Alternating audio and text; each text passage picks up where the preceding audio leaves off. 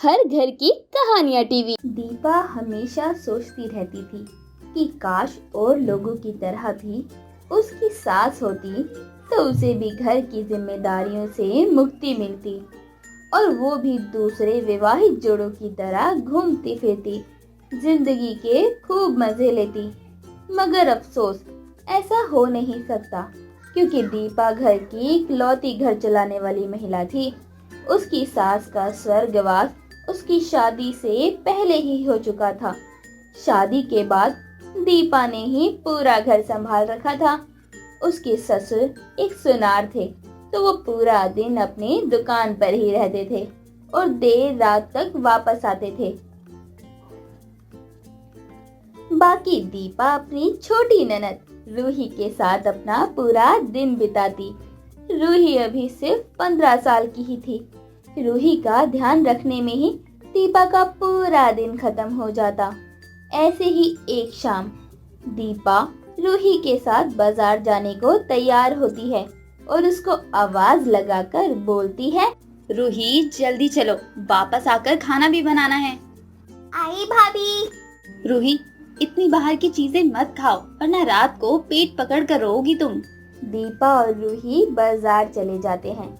दीपा जहाँ घर का सामान खरीदती है, वहीं रूही गोलगप्पे और कचौड़ी खाने में बिजी रहती है। कितना देर करती हो तुम, अब चलो जल्दी।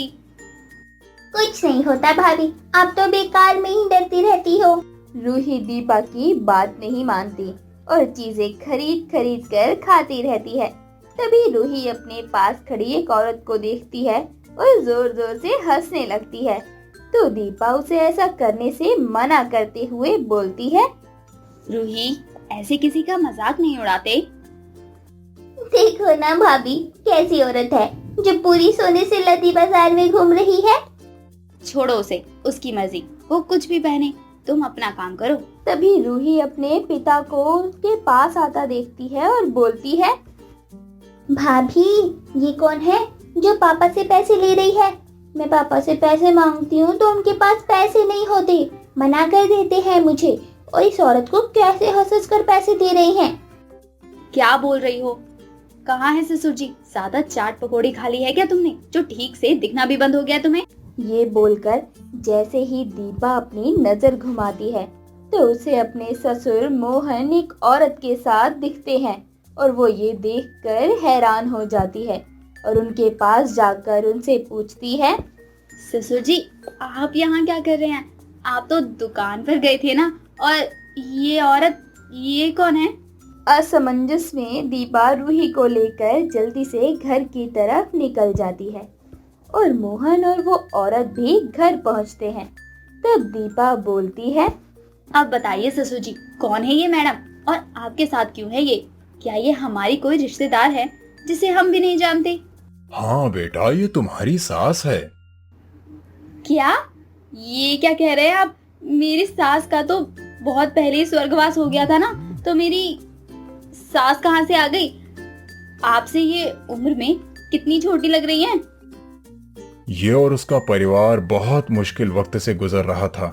जब मैं इन लोगों से अपना पुराना उधार लेने गया, जब मैं इनके पिता के आखिरी वक्त में उनसे मिला, तो उन्होंने मुझे अपनी बेटी से शादी करने को कहा, तो मैं मना नहीं कर पाया क्योंकि उनके बाद इसे देखने वाला कोई नहीं था।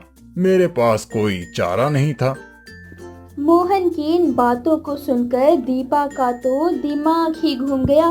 उसे समझ ही नहीं आ रहा था कि वो क्या करे और क्या जवाब दे। वो समाज में अपने परिवार वालों को क्या कहेगी कि क्या बेवकूफी कर बैठे हैं उसके ससुर। उसने तुरंत अपने पति सचिन को फोन किया और जल्द से जल्द घर आने को कहा। सचिन के घर आते ही दीपा ने उसे सारा माजरा समझाया।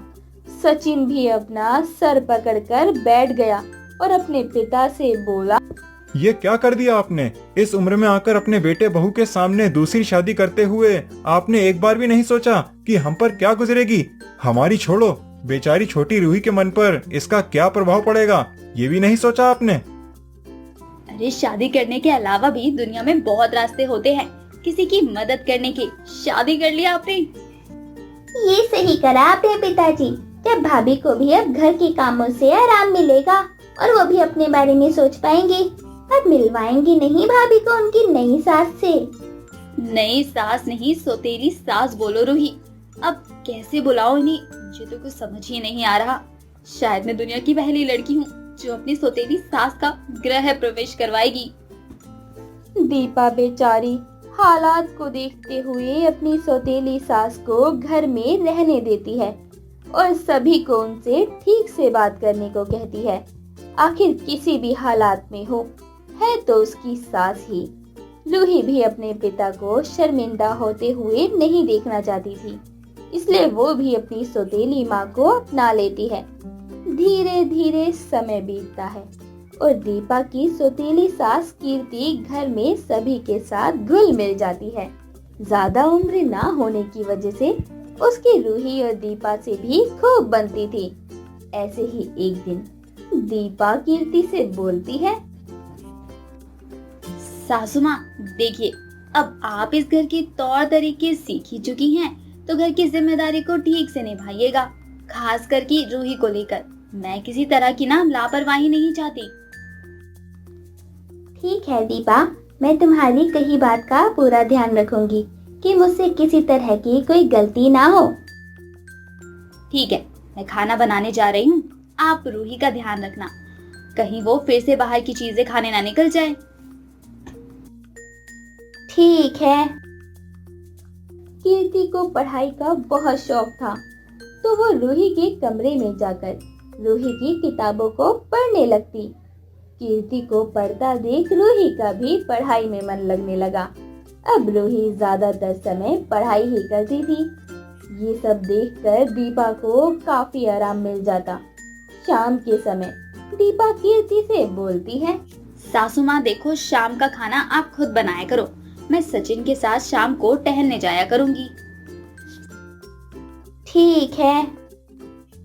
दीपा सचिन के साथ बाहर चली जाती है और कीर्ति को सारा काम अकेले करना पड़ता है, इसलिए वो गुस्से में काम करने लगती है और बोलती है, मैं सास हूँ उसकी और वो मुझे काम करने को बोलकर खुद घूमने चली जाती है। ऐसे नहीं चलने दूंगी मैं। कुछ ही देर में जब रूही कीर्ति से पानी मांगने आती है तो वो उसे डांट कर भगा देती है। ये देखकर रूही अपने कमरे में बैठकर रोने लगती है। थोड़ी देर में दीपा भी वापस आ जाती है और रूही को आवाज लगाते हुए बुलाती है, रूही बाहर आओ, देखो मैं तुम्हारे लिए आइसक्रीम लाई हूँ। रूही कोई जवाब नहीं देती, तो दीपा खुद उससे मिलने उसके कमरे में चली जाती है और देखती है कि रूही बैठकर रो रही है।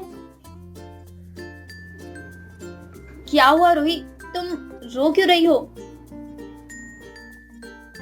दीपा गुस्से में कीर्ति के पास जाती है और उससे बोलती है, आपने रूही को क्यों डांटा? नहीं, मैंने डांटा नहीं, मैं तो बस काम कर रही थी, तो वो मुझे परेशान करने लगी, तो मैंने बस जोर से बोल दिया। देखो, मैंने तुम्हें पहले ही बोला था कि मैं रूही को लेकर किसी तरह की लापरवाही नहीं चाहती।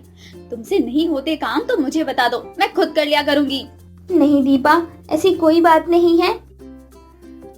शोर सुनकर मोहन और सचिन भी आ जाते हैं और सारी बात जानकर मोहन भी कीर्ति को समझाता है और बोलता है, दीपा ठीक बोल रही है, रूही अभी बच्ची है, उसे समझाने का ये कोई तरीका नहीं। डांटना या मारना किसी समस्या का समाधान नहीं होता। मुझे माफ कर दो दीपा, गुस्से में मैंने अपना दिमागी संतुलन खो दिया था, दोबारा ऐसी गलती कभी नहीं होगी। कीर्ति की इस हरकत के बाद दीपा कभी रूही को कीर्ति के भरोसे नहीं छोड़ती और फिर से वो रूही का ध्यान खुद ही रखने लगती है। रूही को वो अपनी छोटी बहन मानती थी, इसलिए दोबारा कोई गलती नहीं करना चाहती थी। दीपा कीर्ति को परिवार की अहमियत समझाती है और कीर्ति भी पूरी कोशिश करती है कि उससे ऐसी गलती दोबारा कभी ना हो। गुजरते समय के साथ सब ठीक हो जाता है और पूरा परिवार खुशी खुशी एक साथ रहने लगता है।